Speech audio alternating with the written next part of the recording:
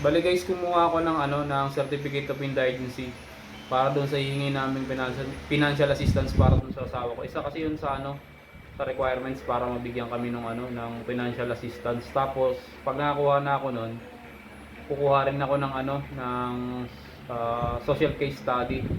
Kaya pagkatapos nitong pagkuha ko ng Certificate of Indigency, diretso naman ako doon sa sa may Tala sa Glorieta, may Tala Caloocan. Doon naman kinukuha 'yon.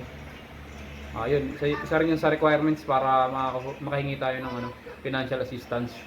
Kaya kukumpletuhin natin yung guys, tapos try natin kung makakakuha tayo.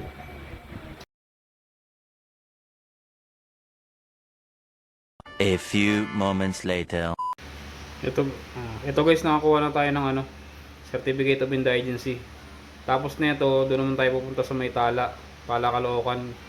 Hihingi naman tayo ng social case study. Isa rin kasi yun sa requirements para makahingi tayo ng financial assistance para dun sa asawa ko.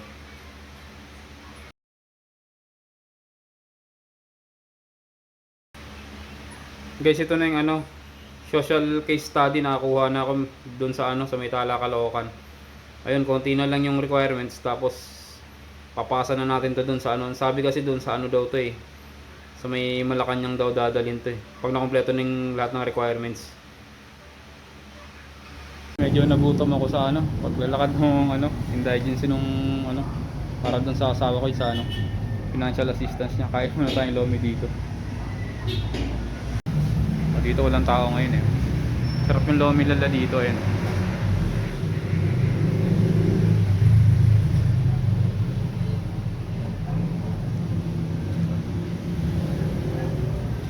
tinatsyempo. Ako lang yung tao ngayon. Madalas ang daming tao dito guys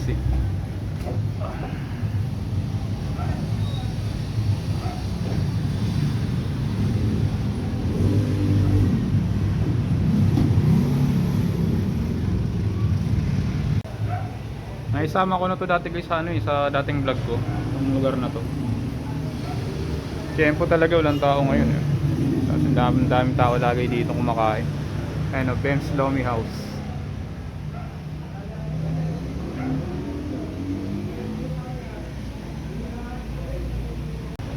Dito to guys sa may Soldiers Hills, Tala. North Caloocan City. Katabi nito yung hospital sa labas. Titingnan natin ito para kung gusto niyo pumunta rito makikita.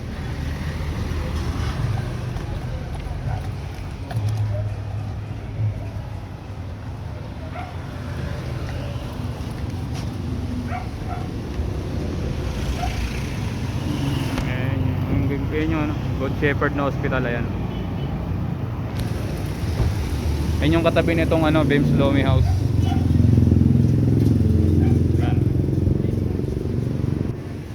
Tapa? Okay yung tapa natin?